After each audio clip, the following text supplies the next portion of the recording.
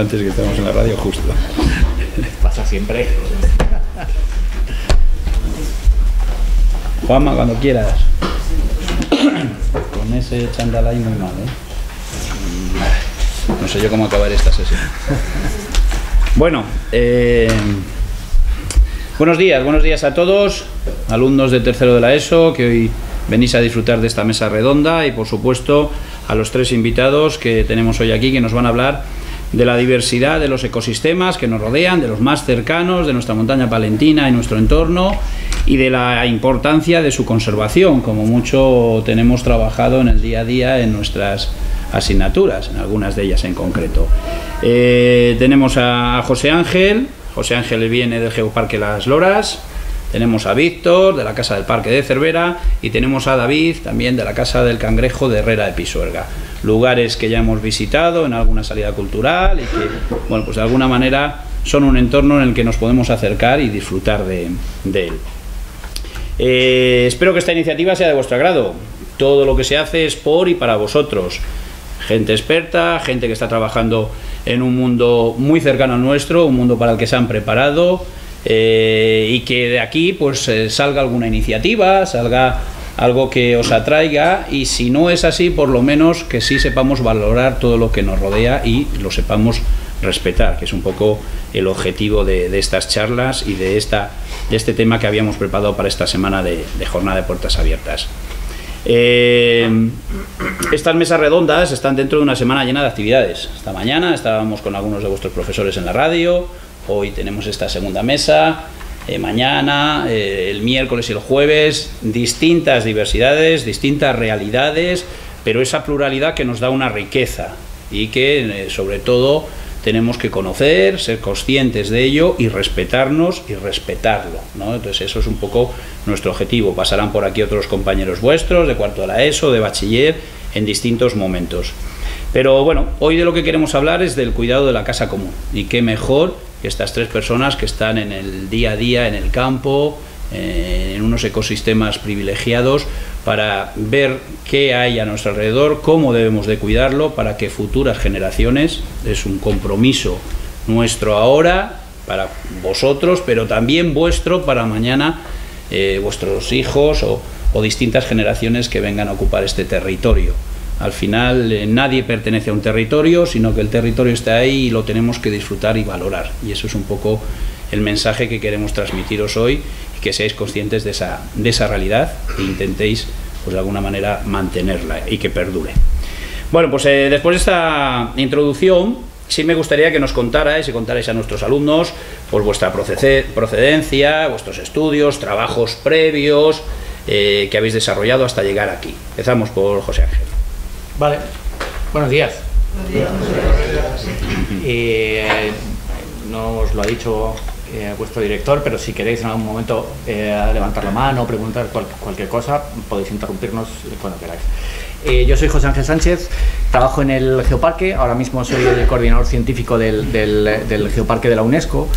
Soy geólogo y digamos, pero dentro de la geología yo estoy enfocado a temas sobre todo de divulgación de patrimonio geológico, educación ambiental y sobre todo también participación social en torno a temas de medio ambiente.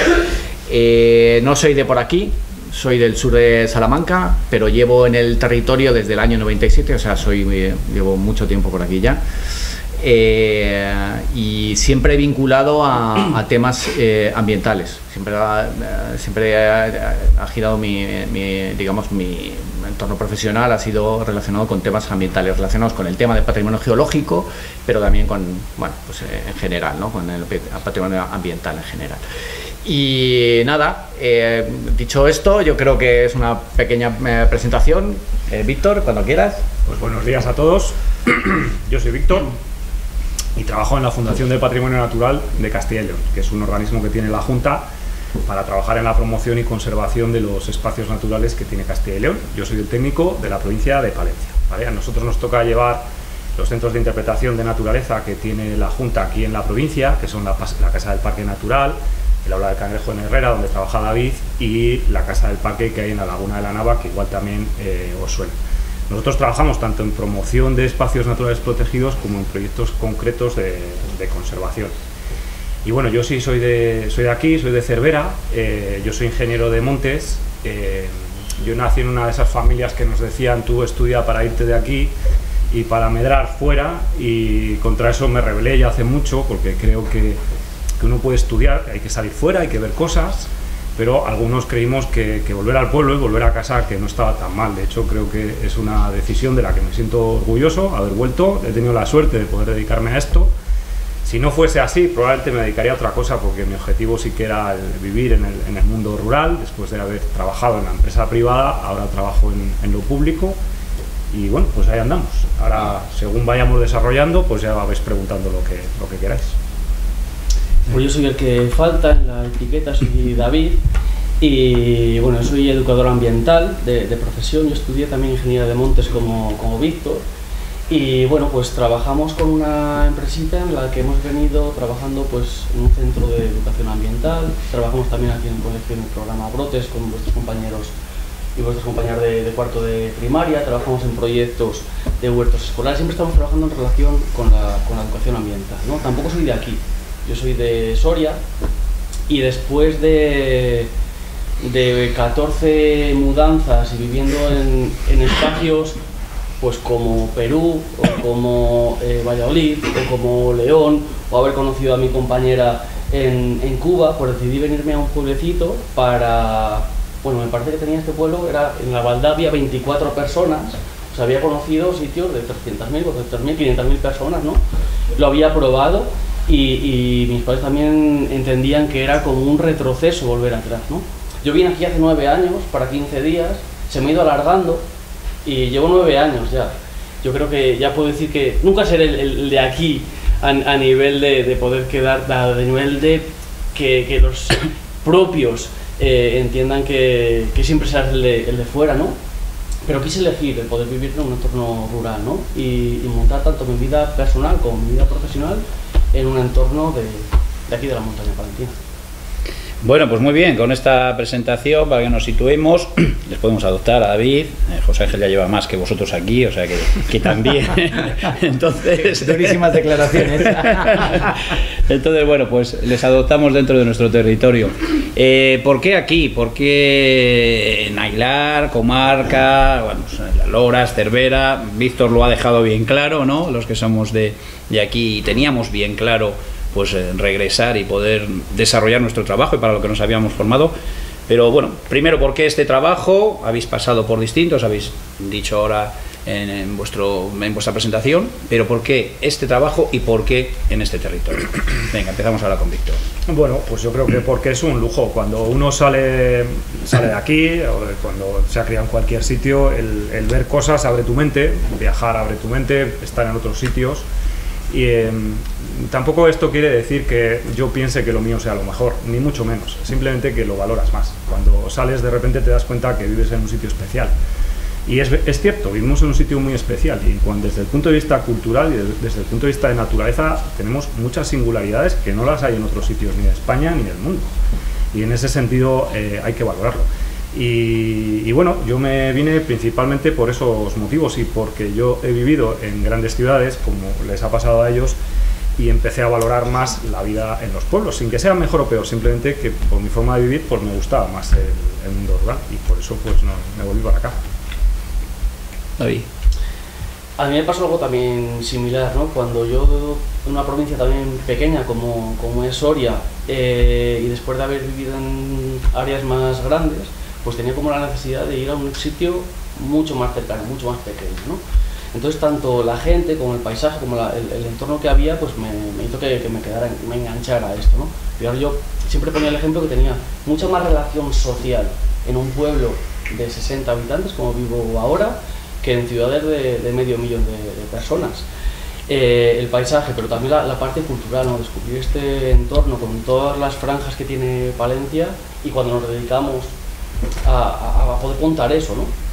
También es verdad que quedarme en un pueblo pequeño no ha hecho que me quede estancado en ese pueblo pequeño, porque a mí todo el mundo me decía, pero es que si te quieres ir después al teatro o si quieres ir a tener ocio a otro sitio, bueno, mi día a día al final lo puedo disfrutar en ese espacio pequeño, pero no me quita la parte cultural, no me quita el poder ir al teatro en un punto en el que estamos a una hora de Palencia, a una hora de Burgos, una hora de la playa en Santander, ¿no? Y eso es lo que, pues la movilidad que puede tener una persona de una gran ciudad de Madrid, lo podemos tener nosotros también en este espacio, con la parte después de calidad de vida en ese día a día, ¿no? Tener unas relaciones sociales súper interesantes, súper cercanas. Ir por Aguilar es una maravilla porque todo el mundo te va saludando y te conoce por lo que hacemos, ¿no? Es lo que me ha hecho quedarme por aquí. José Ángel, que cuando llegaste el Geoparque Las Loras no es el Geoparque no Las Loras hoy. No existía. Entonces, bueno, pues... Sí, yo llegué aquí de casualidad, en realidad, y de casualidad, pero a mí se me plantea un poco o sea, ¿por qué os puede un poco a vosotros ayudar el que sepáis cuál es nuestra razón?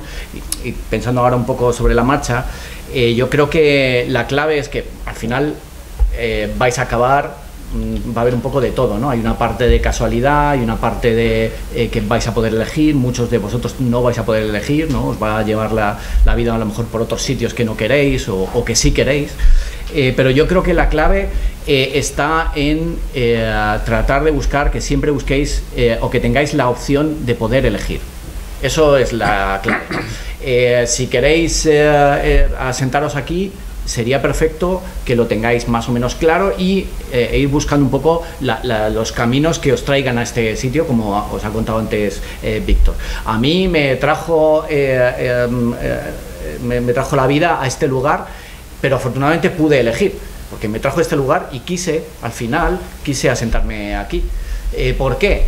Pues lo han dicho un poco todos los compañeros. Es un sitio, no, yo iba a decir ideal, a lo mejor vosotros no lo veis así ahora, pero para mí es un sitio ideal por muchas razones, ¿no? Porque tiene una diversidad espectacular, una geodiversidad increíble, porque digamos el medio social es muy importante para mí también. Pero también porque es un lugar de oportunidades y eso sí que es importante. Creo que el lugar donde os encontráis aquí es un lugar de oportunidades. Eso sí, hay que buscarlas y hay que darle un poco muchas veces a la cabeza, porque esto no es Madrid. Esto no es Madrid, en Madrid hay mil cosas y es mucho más fácil, ¿no? A veces esto es otro sitio, pero hay muchas oportunidades y eso sí que creo que es importante también que lo sepáis. Muy bien, describirnos un poco vuestro trabajo. Habéis dicho, bueno, por qué aquí, como decíamos ahora, pues el lugar donde trabajáis, esa diversidad de ecosistemas. No sé si existen algunas especies en extinción, en la montaña palentina, animales, flora. Bueno, ¿qué hacéis? ¿Cómo es vuestro día a día, por ejemplo, para que lo conozcan nuestros alumnos? Y, como digo, pues esas especies que pueda haber en peligro. Empezamos ahora contigo, David. Bueno, pues nuestro día a día es una amalgama de diferentes proyectos. Como empresa, al final trabajamos siempre con la idea muy clara de trabajar la conservación, de trabajar la biodiversidad, de trabajar la educación ambiental, la divulgación. Y por ejemplo tenemos un proyecto en Valladolid en el que trabajamos con 11 escuelas infantiles, con 11 guarderías, trabajando pues la importancia de conservación de variedades autóctonas, de semillas, con variedades de cultivos ecológicos.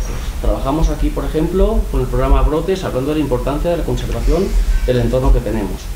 Una conservación que nosotros entendemos desde el punto de vista también que se puede aprovechar. Conservar la biodiversidad no quiere decir que la vayamos a dejar en un escaparate y dejarla puesta simplemente para observar, cuando la mayor parte de la gente que vive en las ciudades pueda venir a nuestro entorno a verla, ¿no? Si nuestra perspectiva es poder aprovecharla y poder ponerla en valor desde ese sentido, ¿no? Trabajamos en el centro de la Casa del Cangrejo, en Herrera de Pisuerga, hablando, divulgando sobre una especie protegida, como es un cangrejo de patas blancas, que tiene un papel fundamental para los ríos, porque es un animal que como carroñero pues se ha encargado de mantener los ríos limpios, las aguas limpias, ¿no? Cuando moría cualquier especie. Ese es un poco nuestro día a día, en lo profesional, pero también en lo personal, porque nuestro trabajo, ayer domingo, por ejemplo, lo que hicimos fue, para descansar, pues ir a podar nuestra finca, en la que tenemos más de 100 árboles frutales de variedades autóctonas, y mi compañera, que está por ahí escondida, lo que hizo fue después de haber estado recogiendo durante todo el otoño semillas de variedades autóctonas de vegetación, de flora, pues preparar con semillas para poder distribuirlas, ¿no? Siempre poder estar conservándolas. Es muy importante que, como comentaba José, lo que vayáis a hacer lo podéis elegir, ¿no? Y cuando estás enamorado del proyecto en el que quieres trabajar, o cuando es tan fácil hacerlo en la parte personal, va a ser muy fácil poder después transmitirlo en la parte profesional. José Ángel. Nosotros nos dedicamos a un montón de cosas, desde el geoparque, no sé si habéis oído hablar del geoparque. El geoparque, bueno, que sepáis que vivimos en un sitio que tiene un reconocimiento internacional. Hay 15 geoparques en España, hay unos 170 en todo el mundo, y el geoparque donde os encontráis, donde se encuentra Aguilar de Campo y gran parte del territorio, una parte del territorio palentino y burgalés, del norte de Burgos también, pues está declarado por la UNESCO. Eso ya que sepáis un poco la relevancia internacional que tiene el sitio donde nos encontramos. Entonces nosotros nos dedicamos a un montón de cosas. Hacemos desde temas de investigación, temas de conservación, temas sobre todo relacionados también con temas de agroecología, pero me gustaría comentaros una parte de lo que hacemos, porque me ha llamado la atención. Si trabajamos con temas de animales en extinción y así, nosotros tenemos una línea muy importante en la que trabajamos, y es que tiene mucho que ver con la extinción, pero la extinción de un modo de vida, que es el modo de vida rural. Y entonces nosotros ahí sí que dedicamos bastante esfuerzo y bastante tiempo en trabajar en ese sentido, en dinamizar el espacio donde nos encontramos, ¿no? A través de las mesas de participación social, donde hay asociaciones y gente que participa en la propia gestión de nuestro espacio, pero también dando a conocer el espacio, intentando sacar nuevas oportunidades para que guajes como vosotros, chavales como vosotros, podáis en un futuro asentaros aquí en el territorio para que esto dentro de unos años, dentro de pocos años, no se muera. Y es que es terrible decirlo, pero yo no sé, me imagino que muchos de vosotros vendréis, o algunos de vosotros y vosotras vendréis de pueblos por aquí.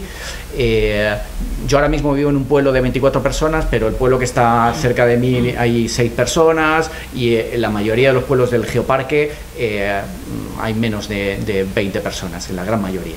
Entonces, eso sí que es importante, ¿no? El intentar enfocar nuestros esfuerzos como sociedad a la recuperación del medio rural y a la recuperación de la vida, de los espacios, de esos espacios que se están muriendo, con todo lo que eso significa, pues yo creo que eso es una labor importante que tenemos que hacer desde el geoparque, pero también desde los espacios naturales que también están trabajando ahí. Muy bien, Víctor, acabas de estar. Bueno, pues lo mío también es un poco complicado de explicar así brevemente, porque son 1000 cosas, son muchas cosas diferentes. Sí que desde Patrimonio trabajamos directamente con especies o ecosistemas en peligro, con proyectos concretos de recuperación o de ayuda, también proyectos concretos de educación ambiental a través de las casas del parque. Y tenemos otro paquete grande que, aunque nosotros no somos técnicos de turismo, pero sí que tiene que ver en la medida que las áreas naturales protegidas, digamos que regulan las actividades que se pueden hacer turísticas dentro de un espacio natural, sí que tenemos que ver con ello en la medida que desarrollamos equipamientos. Nosotros en mi mundo se llama equipamientos de uso público. ¿Qué es eso? Pues por ejemplo, todos conoceréis la senda de Tosande, la senda del Roblón. Todos esos los hacemos nosotros y tienen un sentido para nosotros no solamente turístico, sino que también tiene un sentido de conservación de la naturaleza. Porque digamos que dirigimos al grueso de visitantes que recibe un espacio natural a unos lugares que nosotros previamente hemos pensado y planificado. Es decir, el cómo se colocan los senderos y los miradores es un tema que no es baladí, o sea, no es algo que se haga al tuntún. Hay que pensarlo, hay que ver dónde se coloca, porque cualquier equipamiento de uso público que ponemos en la naturaleza puede traer mucha gente y eso genera un impacto ambiental. Cualquier sendero de los que tenemos en Montaña Palentina supera las 10.000 personas al año. Solamente nuestro grupo, pasando por debajo de un nido de alimoche, puede hacer que esa hembra se pire y deje ahí los huevos y se pierda la pollada de una especie de la cual tenemos muy poquitos. Eso es un mínimo ejemplo de las muchas cosas que pasan con nuestra mera presencia en el monte.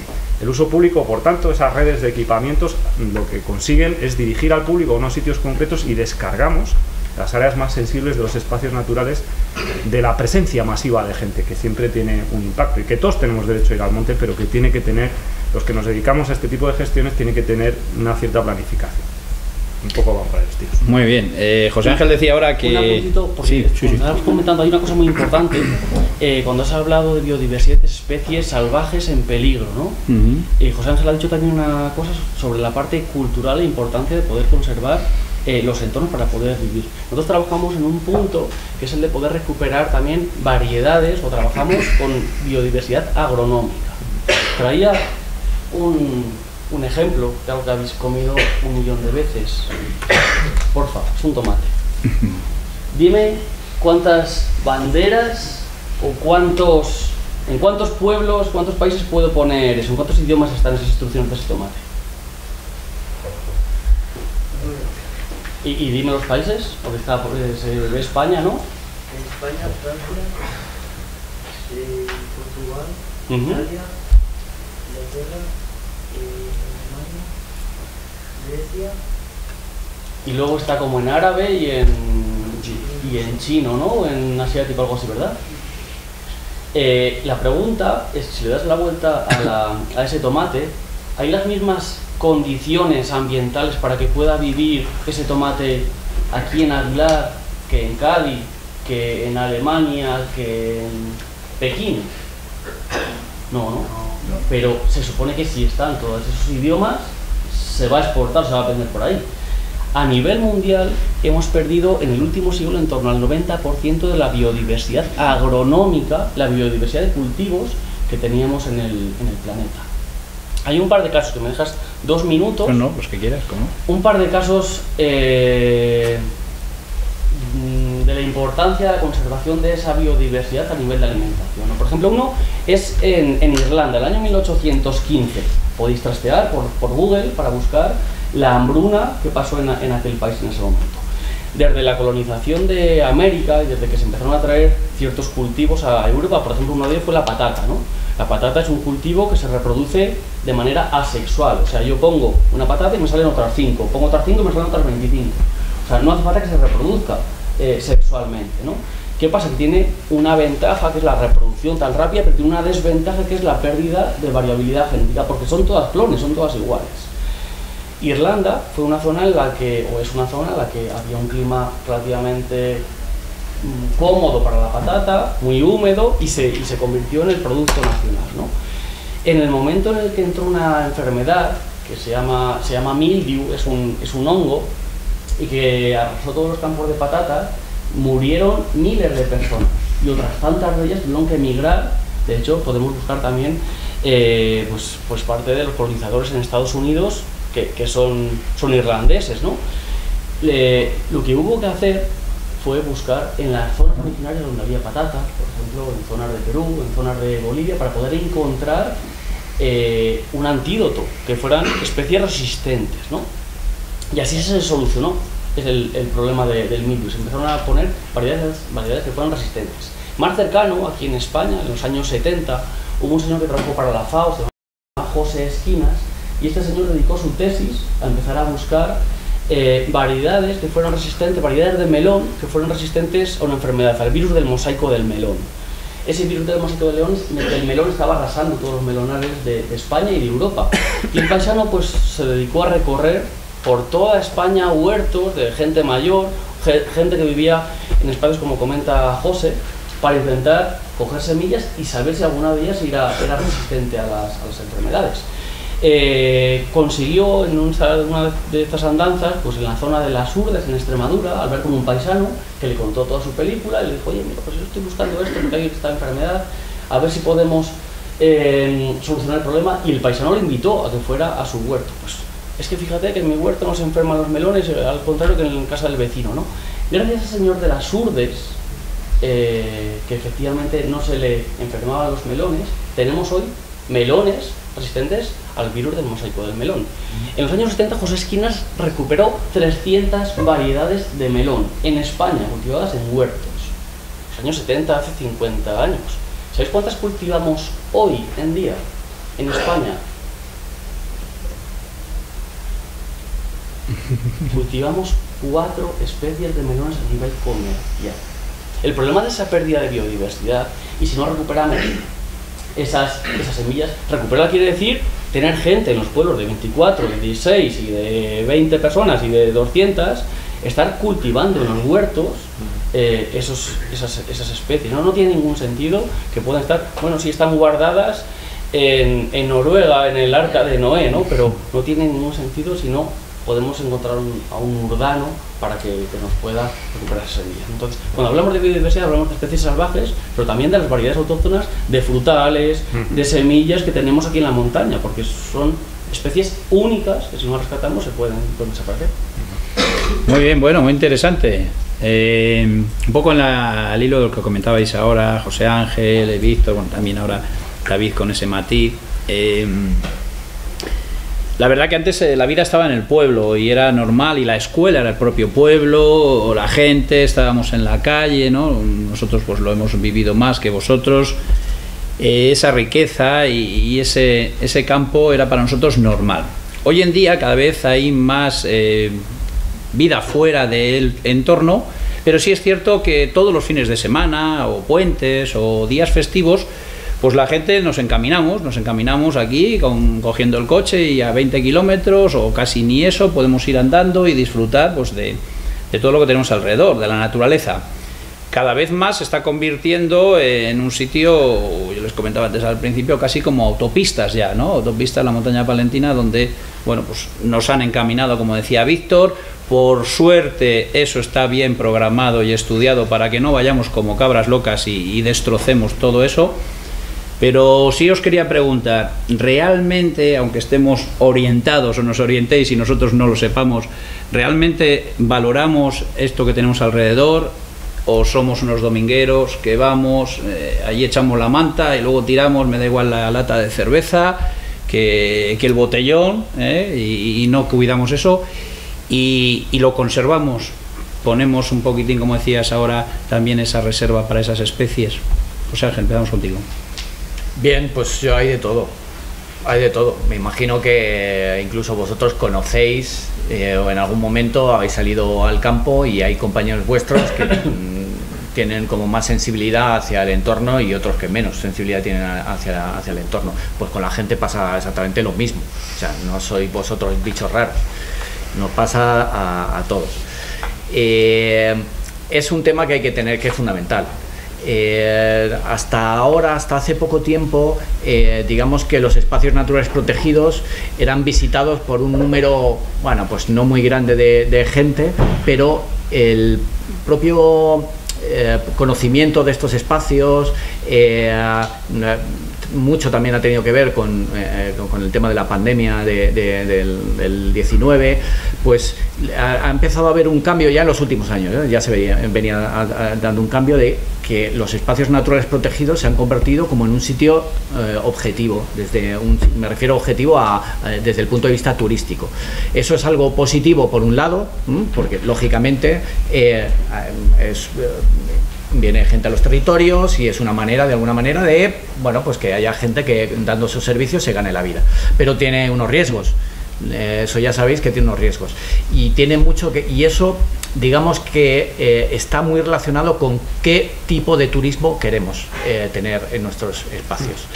Yo creo que los que estamos aquí estamos enfocados un poco a un turismo sostenible.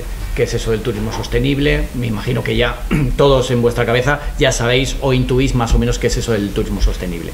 Y eso depende mucho, lógicamente, como sociedad, pero también depende de los gestores, de cómo afrontamos ese turismo en los espacios en los que estamos, ¿no? Y tenemos que darnos cuenta que hay gente de todo, hay gente que tiene esa sensibilidad, que va a esos espacios y no deja huella, pero hay otras personas que por no estar acostumbrados a estar en esos espacios o por no tener esa sensibilidad, educación suficiente, pues genera un impacto potente en esos espacios, impacto negativo me refiero. Entonces yo creo que es algo que sí que tenemos que tener en cuenta y es fundamental no tener el modelo de sol y playa.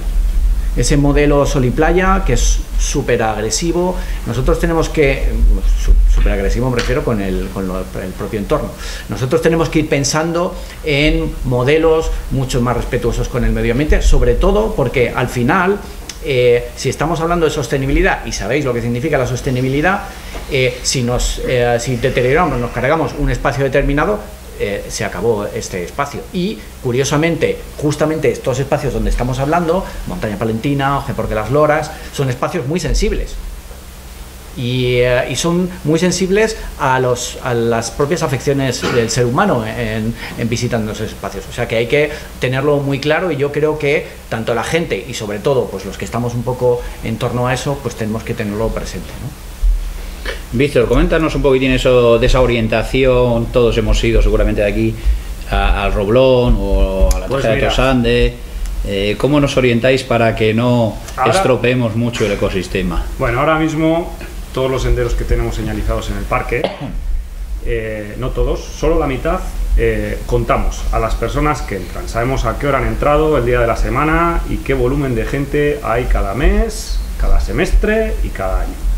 Esos datos sirven para muchas cosas, pero sobre todo para gestionar el uso público, ¿no? Y cómo viene la gente y si hay algún ecosistema que puede estar amenazado por un exceso de pisoteo o de presencia de personas. ¿Por qué os digo eso? Porque eso entronca con lo que ha dicho José y la pregunta que nos has hecho.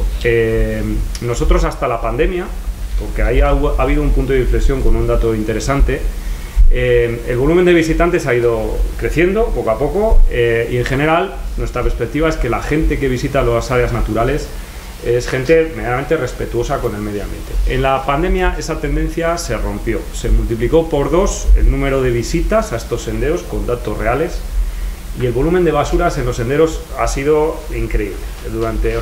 Nosotros tenemos una cuadrilla para mantener los senderos, es decir, que esté la señalización, que no se estropeen los caminos, si hay un panel deteriorado se repone, etcétera. Y es un esfuerzo que hace la Junta a nivel económico y de personal, pero que también genera puestos de trabajo locales. Y ese mantenimiento es fundamental para que podamos promocionar con seguridad esos senderos. ¿Es la gente respetuosa? Pues lo dice José, hay de todo. El dato de la pandemia está ahí, sacos y sacos de papeles, de bolsas de pipas y de cosas de las más extravagantes que nos encontramos en los senderos. En ese sentido, yo soy escéptico, es decir, sí que el perfil de visitante suele ser respetuoso, aunque se dan estos casos, y con lo que más escéptico soy es con la organización del turismo en las áreas naturales. Pensad que en turismo intervienen muchos organismos, y si alguno de vosotros llegáis a ser alcalde o diputado provincial o algo así, porque puede ser, ¿no? Es importante tener esto en la cabeza, porque en el desarrollo turístico no todo vale. A nosotros lo que nos diferencia como área natural respecto a cualquier otro área natural europeo, porque uno puede ir a Suiza y sorprenderse con los paisajes, o en los Pirineos o en cualquier otro sitio del mundo, lo que nos puede diferenciar no es la cantidad de equipamientos que tengamos en el monte, es decir, no nos va a diferenciar que tengamos miradores más grandes, teleféricos más grandes o una estación de esquí más grande. A nosotros lo que realmente nos diferencia es la biodiversidad, es decir, en Montaña Palentina en el mismo día puedes ver un pito negro, un oso pardo, un lobo ibérico, o sea, son especies que verlas a la vez en un mismo lugar es una auténtica rareza en toda Europa. Y ese es nuestro valor y lo que tenemos que entender y hay que enseñar al público de una manera sostenible. Y eso es turismo sostenible, ¿no?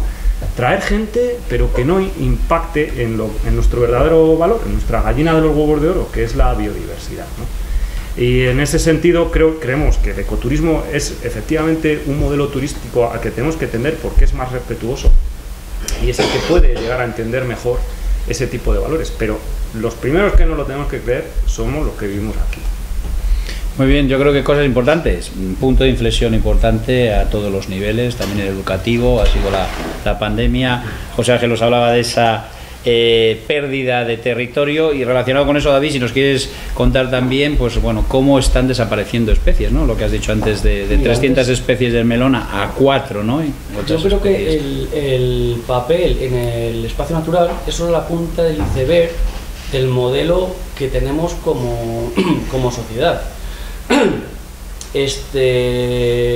Febrero salían los datos del Ministerio de Transición Ecológica, en el que salía la cantidad de residuos que generaba cada habitante en España. ¿Sabéis cuánta basura generamos al día de media en España cada uno de nosotros? Kilos. 10. Al día, ¿dónde vas? 2. Kilo y medio de basura al día. Kilo y medio estamos generando cada uno de nosotros. Habrá quien genere 2 y quien genere medio, pero la basura es de kilo y medio, ¿no? Eso se une a que somos... ¿Cuántas personas en el planeta? 7.000 millones. Ya me parece, cuentan que hemos superado ya la barrera de los 8.000 millones, ¿no? Sí. Fijaros, 8.000 millones en el planeta, si nos fuéramos solo 200 años antes, dice Fernando Valladares, un científico, profesor de la Universidad de Valencia, en el año 1820 éramos en el planeta 1.000 millones de personas. 1.000 millones de personas que ocupábamos únicamente el 5% del territorio. El 95% restante era para biodiversidad. 200 años más tarde son 2 personas de 100 años puestas así. ¿Conocéis alguna persona de 100 años? ¿O de 90? Sí. Pues poner las 2, pum, pum, 2 seguidas. Solo eso son 200 años, ¿no? Ocupamos el 95% del territorio y dejamos para la biodiversidad un 5% de ese territorio. Y uno aquí lo que estaban comentando los compañeros, el ser sensibles a todo eso hace que esa biodiversidad al mismo tiempo nos vaya a proteger. Fijaros que se habla ya de que la biomasa la ha superado, como decía Fernando Valladares, la antropomasa. O sea, lo que el ser humano en cemento, en infraestructuras, en carreteras, lo que hemos generado, supera ya a la biomasa del planeta. Entonces, lo que nos queda, por eso que el papelín es, digamos, la punta del iceberg solo, ¿no? Y poder ser conscientes de que ese papel es importante, pero que en nuestro día a día tenemos que ser conscientes de que el kilo y medio ese de basura que se genera, ¿dónde va a parar? Eso lo dejamos para otro día. Sí, antes, como decía Víctor, alguno igual sale diputado, alcalde, después de esta masterclass, guardaremos la cinta, y para que en aquel momento pues lo volvamos a ver y pensar en la importancia que tiene todo lo que están hablando. A veces no la damos la real importancia que tiene y estamos poniendo en peligro nuestro planeta, estamos poniendo en peligro nuestras futuras generaciones. Nos parece que, bueno, pues esto tiene que funcionar, y el dato que acaba de decir ahora del 5,95, 95,5 en solo 200 años, después de millones que tiene nuestra Tierra, pues 200 años lógicamente no es nada, ¿no? Entonces yo creo que es importante que vayamos tomando nota, y hay muchos mensajes que nos están dando que son muy interesantes. Bueno, ¿alguna pregunta más? Además del valor intrínseco que nos estáis comentando, la biodiversidad, pues de alguna manera es fundamental para lo que estamos diciendo, para la existencia del ser humano en la Tierra, ¿no? Y usada de una manera sostenible, pues es una fuente de recursos y servicios para nosotros mismos. Es que al final estamos defendiendo algo de lo cual vamos a sacar un beneficio, ¿no? Entonces, en vuestros lugares de trabajo, en la zona en la que estáis más focalizados, ¿cuáles son esos servicios? Habláis antes de turismo, ¿no? Que también pues trae riqueza al territorio. ¿Cuáles son esos recursos de los cuales nos podemos aprovechar y que nos brindan como ventaja al ser humano? Empezamos, no sé, Víctor, no sé qué, puedo seguir un orden, no sé si... Bueno, la biodiversidad sabemos, ¿no? Es, digamos que la variedad o la variabilidad de organismos que hay dentro de un ecosistema. El ecosistema es una cadena, cada organismo cumple una función, desde un nemátodo hasta una ballena, o desde un líquen hasta un oso pardo. Todos cumplen una función en el ecosistema. Nosotros somos parte de ese ecosistema, aunque ya se nos está olvidando, nosotros también somos de ahí. Cada vez que falla un eslabón, falla cada vez más la cadena. Y eso es fundamental, porque en los sitios donde hay biodiversidad son sumideros, y generan, en los sitios de donde salen los medicamentos, el agua, el aire limpio, realmente se produce, y por un tema ya de economía social nos interesa como sociedad conservarlos. De ahí la pregunta, digamos, de qué nos sirve también a nosotros, ¿no? Eso, viviendo aquí, es una pregunta más compleja de lo que parece, porque sí, hay muchas salidas. Antes hay mensajes en el mundo rural, sobre todo aquí a veces, que nos llegan como que esto no hay nada que hacer, la ganadería no es autofinanciable, no es autosostenible, y yo estoy con José. Y seguramente con David también estoy de acuerdo. Creo que aquí hay muchas oportunidades. Lo que pasa es que a veces es más difícil de identificar oportunidades en el mundo rural, que en una gran ciudad, ¿no? Donde hay otras salidas económicas. Pero a ver las islas, y pivotando en torno a la biodiversidad, seguramente haya muchas que nos permitan trabajar y vivir en estas zonas. Luego, si queréis, comentamos algunos ejemplos. David. Fíjate, según estaba comentando Víctor, se me ocurre, por ejemplo, el caso de una planta tan común como la cardencha. O sea, ese cardo que vemos en las carreteras, que tiene una bolita alta, ¿tenéis algún móvil por ahí? Para poder trastearlo, para poder verlo. Pues la cardencha es una planta que tradicionalmente en esta zona, en toda la zona de la montaña palentina, las paisanas lo que hacían era, como planta carnívora, que tiene la estrategia de poder sacar parte del alimento de las raíces, que también lo que crea es una estructura, una especie de bañeras en la que recoge el agua del rocío, recoge el agua de lluvia de primavera, y lo que hacen todos los bichos es ir a alimentarse de ella, ¿no? Aparte, en suelos muy pobres, lo que tiene que hacer la planta es conseguir el nitrógeno por parte de estos bichejos. Bueno, pues las paisanas de la montaña palentina sabían que si tocabas eso y te lavabas las manos, te las dejaba suaves. Bueno, pues hace cuestión de 6 o 8 años únicamente llegó una farmacéutica y patentó ese líquido, esa proteína, que es capaz de regenerar el colágeno de la piel. ¿El recurso estaba aquí? Claro que estaba aquí. Lo que hacía falta es que alguien pudiera descubrirlo, en este caso una farmacéutica, o alguien aquí que sabía de estudiar y había vuelto aquí a conocerlo, ¿no? Porque parece que pensamos muchas veces solo en como las oportunidades de turismo que hay, ¿no? Todo lo contrario. La gente antes, con la biodiversidad de plantas que tenemos en el entorno, se alimentaba, se curaba, hacía artesanía, servía todo para poder curar al ganado. O sea, toda esa biodiversidad era utilizada. Ahora muchas veces hemos perdido ese conocimiento, y el problema que tenemos es que, como no lo conocemos, pues ha dejado de existir, ¿no? Lo que pasa es que el conocimiento sigue estando ahí, estamos todavía en tiempo y en forma de rescatarlo. José Ángel, ¿estamos en tiempo? Sí, bueno, depende. Yo, a ver, el tema de la biodiversidad, a veces hablamos tanto de la biodiversidad y hablamos tanto de la sostenibilidad y hablamos tanto de que al final se queda como vacío, ¿no? Como decir, es como muy moderno, es algo muy moderno hablar de sostenibilidad, pero seguimos haciendo las mismas cosas. Queramos o no, y es así, queramos o no, vamos a tener que darle importancia y relevancia a la biodiversidad. Antes comentabas que estamos poniendo en riesgo a nuestro planeta, ¿no? Yo tengo una visión un poco, yo soy geólogo, os dije al principio, tengo una visión un poco también, no sé, por mi formación, así como a largo plazo, ¿no? Y seguro que también lo habéis estudiado alguna vez, las diferentes extinciones masivas que ha habido a lo largo de la historia de la vida en la Tierra, ¿no?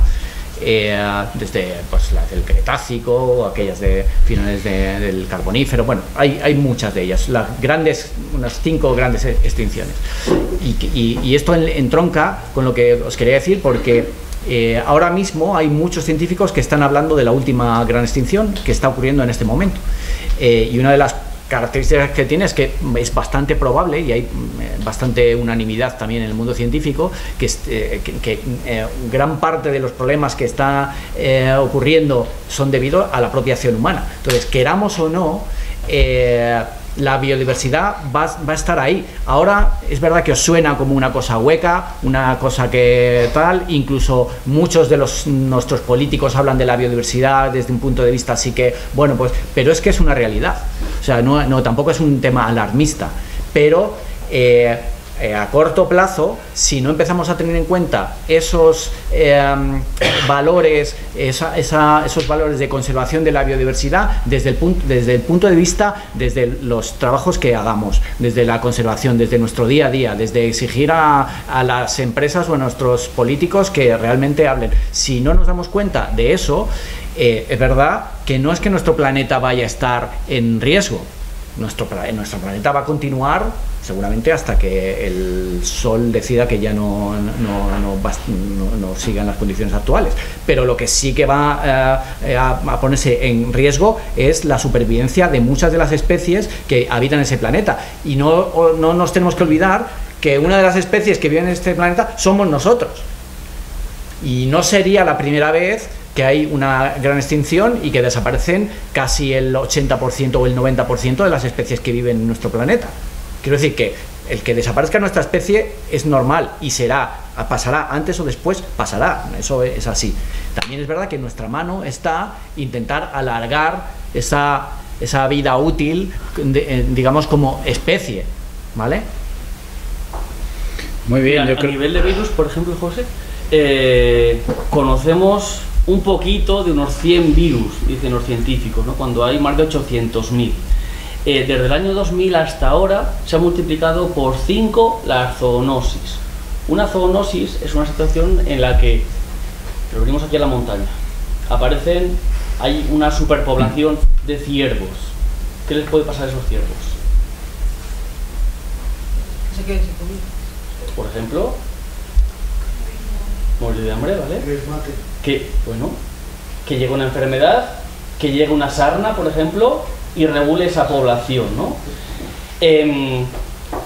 Cuando ha pasado este tema tan reciente porque llevamos la mascarilla y se hablaba de si murciélagos, que si pangolines, que si un montón de animales, cuando esos virus están presentes en ciertos animales y lo que tienen que hacer es, no tienen animales suficientes para poder saltar, para poder transmitirse de unos a otros, el ser vivo más abundante ahora en el planeta, a nivel de los 8.000 millones que decíamos, somos nosotros, ¿no? Si nos estamos cargando esa biodiversidad, nuestra vida, nuestra salud, depende de ello. Esos virus van a seguir estando ahí y van a saltar de una especie a otra, y en este caso van a saltar hacia nosotros. Se han multiplicado por 5 las situaciones de esas zoonosis en los últimos 20 años. Un ejemplo a colación de esto también, ¿no? Así un ejemplo cercano, una pérdida de biodiversidad en el fondo es una simplificación del paisaje, y eso ocurre, por ejemplo, en zonas donde el paisaje se ha transformado de paisajes más o menos forestales a paisajes muy agrícolas, ¿no? Como los que tenemos en buena parte de Castilla y León. Esa simplificación del paisaje trae plagas, trae enfermedades, porque digamos que es el caldo de cultivo para que la especie que se come ese monocultivo se desarrolle masivamente, ¿no? Es el caso de los topillos, ¿no? Con una consecuencia de una simplificación del paisaje. O es el caso de la procesionera del pino, que lo tenéis muy cerca, ¿no? A veces repoblaciones monoespecíficas de pino deslocalizadas, pues donde hay una reducción de biodiversidad porque solo se utiliza esa especie, y no estoy demonizando el pino ni mucho menos, ojo, aunque eso daría mucho para hablar. Pero esas simplificaciones del paisaje generan a corto plazo, además, problemas graves. Muy bien, ya para ir acabando, antes de daros la voz, porque os invitó antes José Ángel al principio para que, pues si surgía alguna pregunta, pero luego os dejo para que intervengáis, ¿vale? Uno de nuestros objetivos como centro educativo, que lo que tiene que hacer un centro educativo, pues de alguna manera es apostar por las personas y formarlas, es conseguir de nuestros alumnos que sean conscientes de dónde estamos, que se comprometan con lo que están haciendo, con su entorno, y que intenten transformar esa realidad. Ese es el camino y el objetivo del colegio, y es en lo que os ponemos, y por eso también estas charlas, donde aquí, pues alguno mañana si tiene que hacer un TFG relacionado con todo esto, de aquí puede sacar bastante información para ampliar. Creo que debemos de educaros en esa línea para que mañana seamos, pues allí donde estemos, por lo menos habitantes responsables, y ese es un poco el motivo de todo esto. Sí me gustaría, ya para acabar, que les dierais como último y gran colofón, pues unos apuntes para decir qué tengo que hacer, cómo debo de ser consciente y realmente dar valor a lo que me rodea, e importancia a esos ecosistemas, a esa biodiversidad de la que estáis hablando, que encima nos estamos tirando piedras sobre nuestro tejado y poniendo en peligro hasta nuestra propia existencia, como habéis dicho los tres. José Ángel, vamos contigo. Vaya pregunta, ¿eh? Vaya pregunta. Bueno, la verdad es que muchas veces se nos echa como de forma individual como una mochila muy grande a nuestras espaldas de reciclar, recuperar, respeto. Eso es evidente y está claro, y parece que es como algo que es necesario, ¿no? Que como sociedad cada uno empecemos también a pensar en ese tipo de cosas, pero creo que es importante también un poco ser consciente. Yo creo que lo más claro, lo más clave que seguramente os podamos decir es que es fundamental ser consciente de dónde estamos, en qué sitio nos encontramos, desde vuestros lugares de origen, desde vuestro pueblo, vuestra ciudad, vuestra villa, pero también desde vuestro entorno natural. Y la importancia que tiene ese entorno natural no solo en vuestra vida, sino a nivel planetario, por decirlo de alguna manera. Entonces, esa conciencia de ser, de dónde estamos, al final, seguramente lo que te hace es tener ese espíritu crítico para, bueno, no solo ser conscientes de que tenemos que reciclar, sino que, bueno, pues ser conscientes también de qué es lo que otras entidades más que nosotros o como colectivo podemos hacer o tenemos que hacer para realmente sobrevivir, porque al final estamos hablando no desde lo individual, sino sobrevivir como especie. Y eso suena un poco así, ¿no? Suena un poco fuerte, pero es que nos estamos jugando nuestro futuro. Ahora mismo lo que hagamos ahora, y nosotros somos ya un poco más mayores, algunos más que otros, pero vosotros tenéis ahí un futuro por delante, y vuestro futuro, bueno, está ahí, ¿eh? O sea que, bueno, un poco eso. ¿Yo qué consejo os daría? Yo os diría que la forma de aportar algo a la conservación de los sitios donde estáis es conocerlos. Conocer es querer, o sea, queda un poco con lo que ha dicho José, ¿no? Ya sé que es un coñazo que os digan esto ahora, y probablemente yo a vuestra edad tenía menos interés por algunas de las cosas que ahora me apasionan. Pero yo os diría que conocer, aprender lo que os rodea y por qué tenemos esos sitios, por qué son valiosos, por qué realmente lo son. Y el conocimiento os hará quererlo. Y otra recomendación en esa línea, un poco más concreta, yo me iría a que un gran problema que tenemos en la conservación a nivel global es cómo consumimos, cómo compramos, ¿no? Eso sí que es un ejercicio que podemos hacer cada uno cuando vamos al supermercado, ¿no? A veces, ahora que tenemos encima todo esto de las macrogranjas y demás, a veces tenemos el papel nosotros de cuando vas al supermercado y estás en la estantería, elegir el producto que sea elaborado de una manera sostenible realmente, ¿no? Y como eso, pues con la ropa, con muchas de las cosas que compramos, y no se me ocurre algo más. Está dicho. Poco, ¿eh? Es verdad que, o sea, yo lo resumiría en una frase también, que es que solo se cuida lo que se conoce. Bueno, pues con estos últimos mensajes, yo creo que interesantes. A veces es difícil salir de esa rueda de la que están diciendo, y nosotros mismos pues nos montamos en ella, y lo que tenemos en mente, como bien decían ellos, pues a veces nos cuesta, ¿no?, bajarnos de ahí. Seguro que tenéis alguna duda, alguna idea, algo que nos puedan aportar. Nos han dicho muchas cosas, pero igual tenéis algún punto de interés que ha quedado por ahí sin cubrir. A ver, ¿quién se decide? Venga, a ver. ¿Cómo impacta la ganadería sobre la conservación de los ecosistemas? ¿A quién? No sé, ¿quién? Bueno, yo quiero contestarte o hacerte una pregunta. ¿Qué ganadería? ¿Qué ganadería? A ver, mira, no, ¿cómo te llamas? ¿Cómo te llamas? Sara. Es un poco con trampa esa pregunta, porque sé que es que últimamente, como tendemos a, sobre todo hay determinados mensajes que se simplifican. Entonces, dentro de la ganadería hay muchos tipos de ganadería. Si hablamos cómo impacta la ganadería intensiva, ¿sabes la diferencia entre ganadería extensiva y ganadería intensiva? Sí, la ganadería intensiva es aquella industrializada, donde, bueno, normalmente están estabulados. Bueno, pues la ganadería intensiva tiene un efecto bastante importante en el medio ambiente, ¿vale? Negativo, me refiero. Consumo de agua, nitratos, etcétera.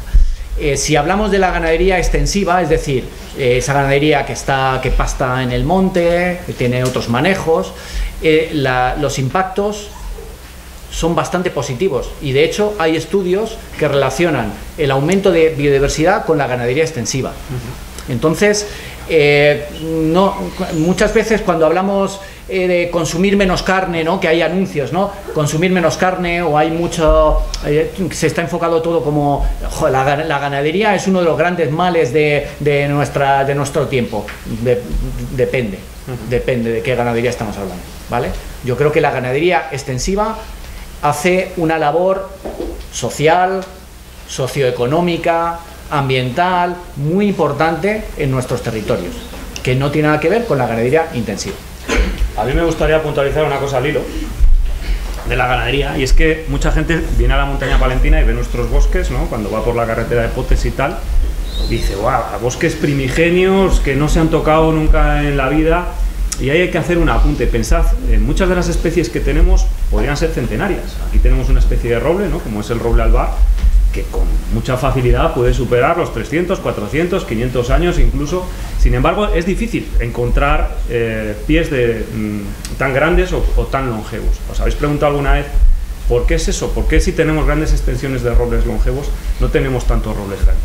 Bueno, eso es porque el monte se ha manejado desde el Paleolítico, con más o menos intensidad. Antes David hablaba de la población. Evidentemente no es la misma la población que había aquí en la Edad Media con la que hay ahora, porque la revolución industrial fue un antes y un después en cuanto al volumen de gente que vivía en los territorios. Pero hay que pensar que los bosques o la naturaleza en todo el ámbito mediterráneo, incluso europeo, se ha manejado desde tiempo inmemorial.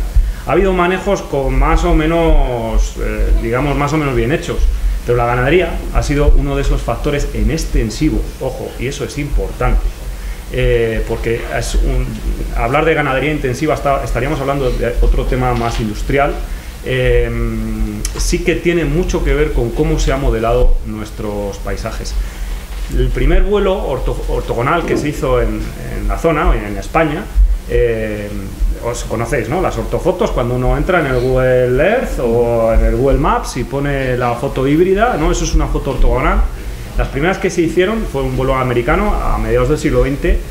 Si hacéis el ejercicio, que se puede consultar en internet, de cómo eran nuestros paisajes, nuestros pueblos con esas primeras ortofotos a cómo son ahora, os ibais realmente a sorprender, porque donde hoy hay bosques, entonces había pastos o otro tipo, o cultivos incluso. La ganadería y esos aprovechamientos tradicionales, digamos que han modelado los ecosistemas que tenemos, y el mayor ejemplo es la dehesa. Conocéis el paisaje o el ecosistema de dehesa, es un ecosistema completamente humano, en el que árboles muy grandes, encinas normalmente, muy separadas, combinan el aprovechamiento forestal con el aprovechamiento ganadero. Y eso, lo que dice José, hay muchos estudios que demuestran que eso aumenta la biodiversidad. El abandono rural está fomentando ese abandono de esas prácticas tradicionales y por tanto se traduce en muchos casos en una pérdida de biodiversidad. No sé qué sabe. Bueno, ¿alguno más? Venga.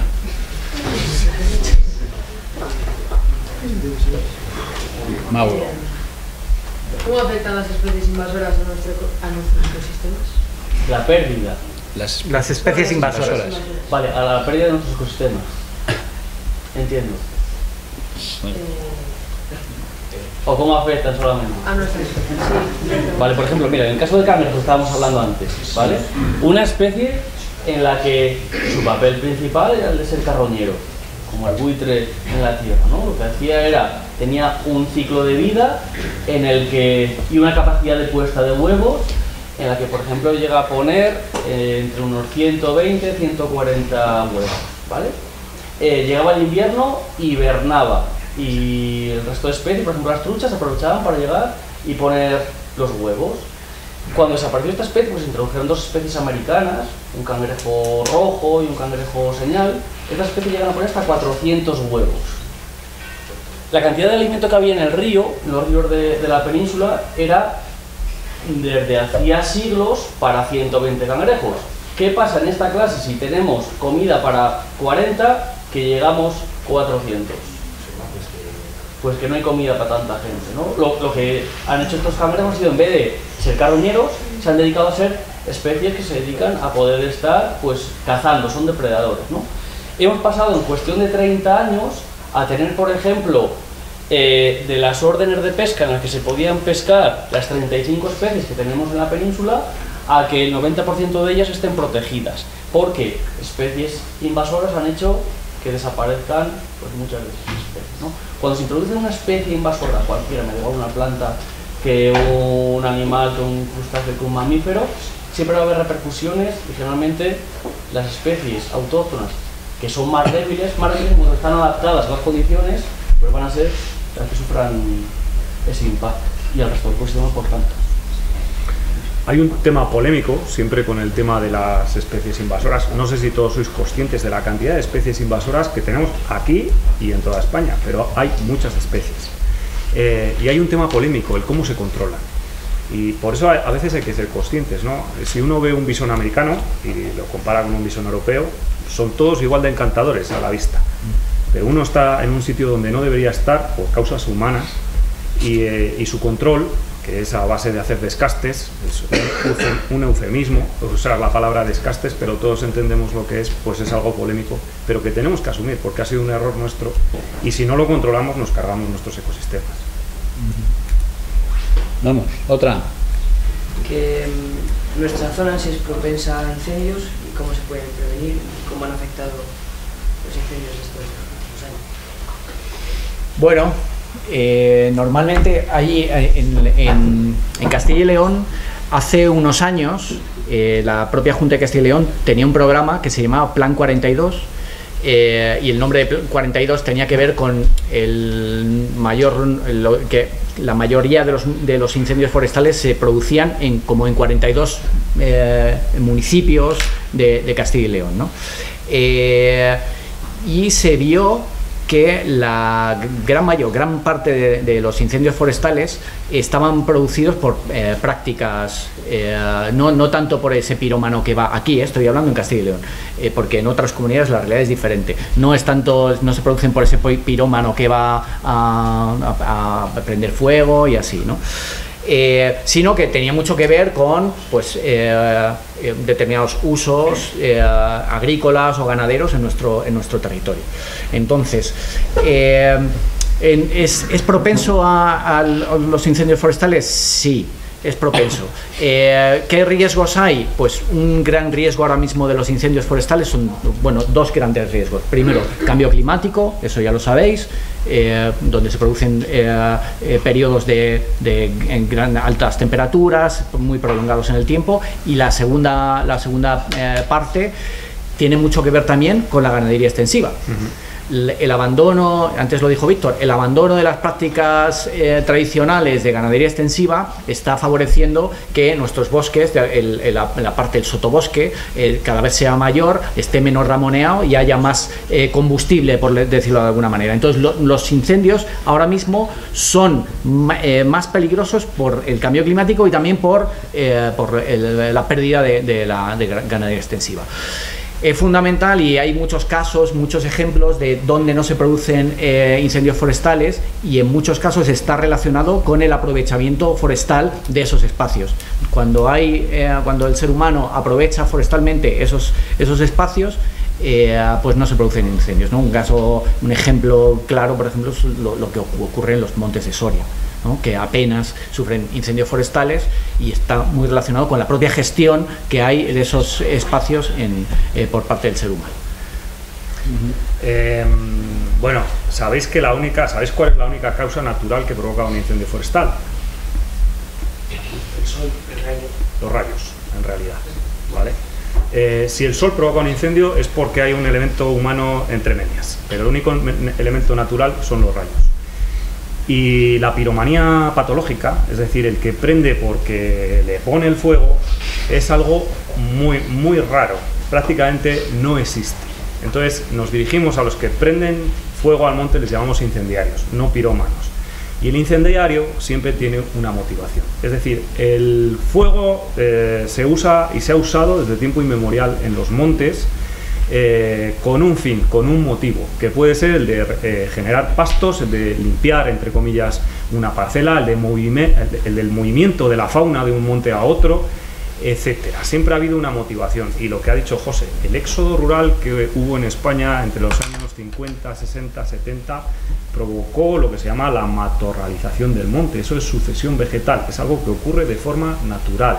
Los pastizales se va ocupando de la siguiente sucesión vegetal, que es el matorral, que hace el suelo suficiente para que empiece a haber árboles. El problema es que esa fase intermedia es una fase muy peligrosa desde el punto de vista de los incendios forestales, porque genera una continuidad de combustible que en décadas pasadas no había, porque había más gente en el monte trabajando a todos los niveles, con ganados, con las leñas, etc. Bueno, no sé si hay alguna más por ahí. Y yo, Jesús. ¿cómo afecta un conflicto bélico a nuestro ecosistema? Joder, vaya preguntaza. Vaya preguntaza. Ponle nombre, ¿a quién se lo vas a mandar? Que nos crucifica. Sí. Es una preguntaza. Y es muy interesante. Un conflicto bélico, la guerra de Ucrania, por ejemplo, tenemos que nos ha abierto, como parece que vivíamos como en un mundo de yuppie, ¿no? En el que esta globalización en la que nos encontramos inmersos, pues parece que funcionaba todo y va todo bien, ¿no? Y si yo quiero tener trigo de Rusia o de Ucrania, pues no hay problema porque hay un barco que me lo trae, o si quiero tomates de Perú o de no sé qué, pues no hay problema porque me lo traen, ¿no? Y esto nos ha hecho darnos cuenta que este tipo de conflictos afectan de forma directa a nuestro modo de vida. Un conflicto que está a miles de kilómetros de aquí. ¿Por qué? Porque el sistema donde nos encontramos es un sistema globalizado. ¿Qué es lo que nos hemos dado cuenta? Nos hemos dado cuenta que nuestros sistemas de consumo están ahora mismo en riesgo. ¿Y por qué? Porque hemos dejado de lado el consumo de proximidad, los mercados locales, todo eso ha desaparecido. Y al final todo eso influye directamente en nuestro modo de vida. Es así. Y eso es clave. Es algo importante a tener en cuenta al recuperar todo ese tema de lo local, cuando estoy hablando de eso no quiero decir volver a los años, hace 80 años, a como vivían nuestros abuelos o vuestros bisabuelos. No, me refiero a ser un poco más conscientes de los riesgos que corremos en este mundo globalizado, que afecta no solo a los ecosistemas, sino también, por supuesto, afecta a nosotros mismos, a nuestro modo de vida. ¿Vale? ¿Cómo has llegado a esa pregunta? Porque, no sé, me han preguntado y se me ocurre. Mira, a mí me parece también interesante como poder tirar un poco del hilo de por qué la gente también plantea que un conflicto bélico está generando crisis, ¿no? Cuando a lo mejor el planteamiento, a lo mejor no, realmente el planteamiento es al revés. La crisis está generando comportamientos bélicos. Estamos en un momento en lo que sabemos aquella frase tan manida de que no se puede crecer de manera ilimitada en un sitio que es limitado, ¿no? Eso parte del año 92, cuando en la cumbre de Río de Janeiro se acuñó el concepto de desarrollo sostenible y decía que no podíamos crecer infinitamente en un sitio que fuera finito. Hay varios estudios que hablan sobre los límites del planeta. Hay uno concretamente que dice que el planeta tiene 9 límites, pues como son, uno de ellos la pérdida de biodiversidad, o la capa de ozono, o el cambio climático. Si superamos cualquiera de esos 9 límites, al final el problema que vamos a tener es el colapso de la civilización. Y ahora estamos en un punto en el que los límites, estamos viendo que cada vez los recursos son menores. Lo sabemos con el petróleo, lo sabemos con el agua, que tenemos cada vez más contaminada. Entonces el planteamiento no va a ser, le quiero dar la vuelta, que no genera crisis, o sea, no genera crisis la guerra, sino que a lo mejor el modelo nuestro de vida es el que está generando. Y hablando de los incendios de antes, los bomberos incendiarios, que son los que generan esos fuegos, ¿cómo pueden llegar a...? Eso tiene más que ver con una fake news que con la vida real, aunque pasa. Siempre ha existido ese pozo de que eran los propios bomberos los que encendían para tener trabajo, ¿no? Eso viene derivado por la precariedad laboral que tiene esa profesión, porque es verdad, es algo ahora muy en boga y sobre todo después de los incendios de este verano, porque efectivamente los riesgos que se han comentado en esta mesa, ¿no? Como el cambio climático y ese abandono rural, hace que ahora tenemos un riesgo de incendio mucho peor que el de hace años, pero el que sea el propio personal el que prenda no está demostrado. Hay algún caso puntual, hasta donde yo sé, he trabajado en el mundo de los incendios durante años, ahora ya estoy más desconectado, pero hasta donde yo sabía y me tocaba precisamente trabajar en prevención, en investigación de causas de incendios, era una motivación muy rara a nivel nacional, no solamente en Castilla y León, o al menos que se hubiese demostrado. Pues se podría trabajar más en la prevención, en las escobas y... Claro, sí. De hecho, hay un dicho en nuestra profesión que dice que los incendios se apagan en invierno, y es verdad, tiene que ver con la prevención.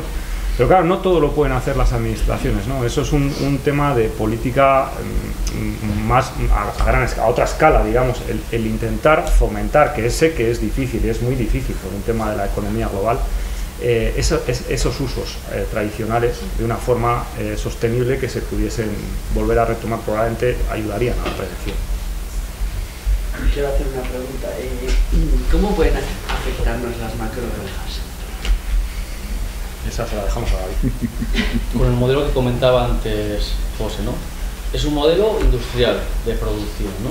Por ejemplo, concretamente en el entorno en el que nos encontramos, en toda la zona de la Ojeda, se planteaba la instalación de 160.000 cerdos distribuidos en 14 granjas, ¿no?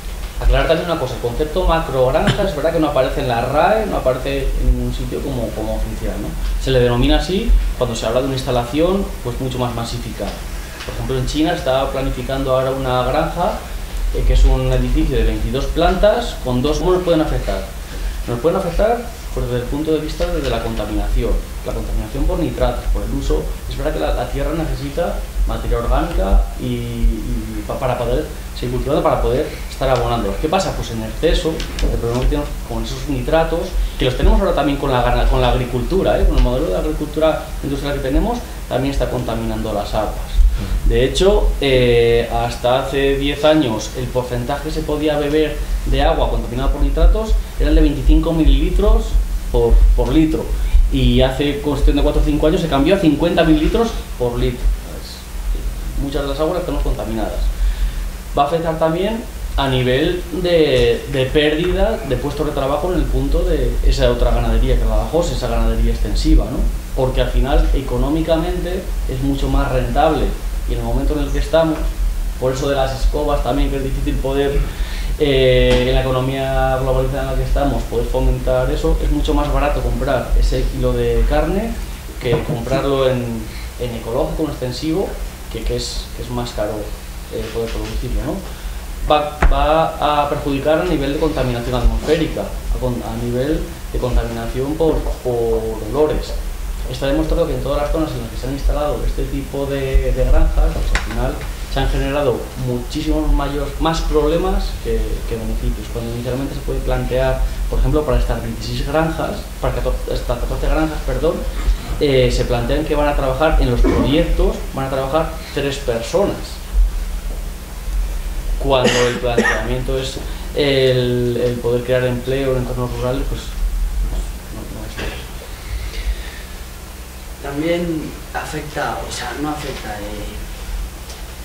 atrae también a personas, ¿no?, para trabajar. Sí, en este caso concreto son 3 personas las que aparecen en los proyectos para poder trabajar.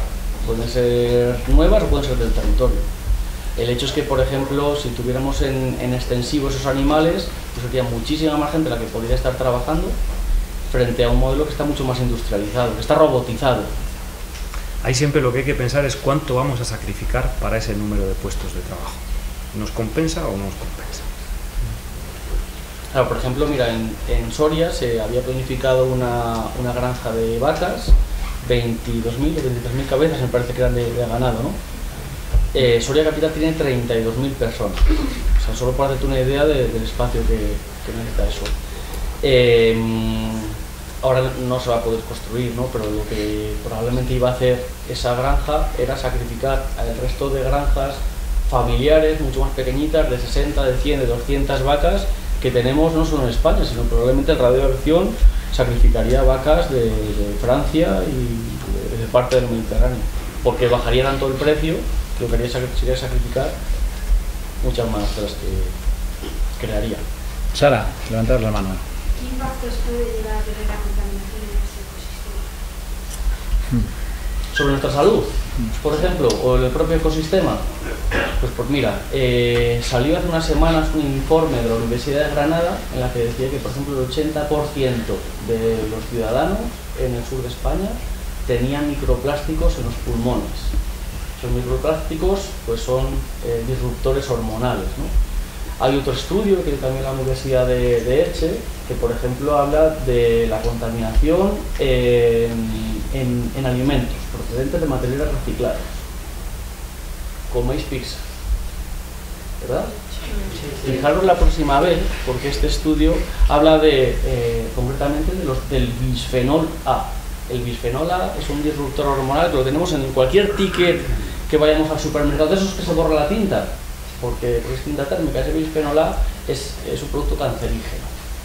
Cuando nosotros, y perdonadme con la cámara abierta, cuando nosotros reciclamos mierda, ¿qué obtenemos? Mierda reciclada, ¿no?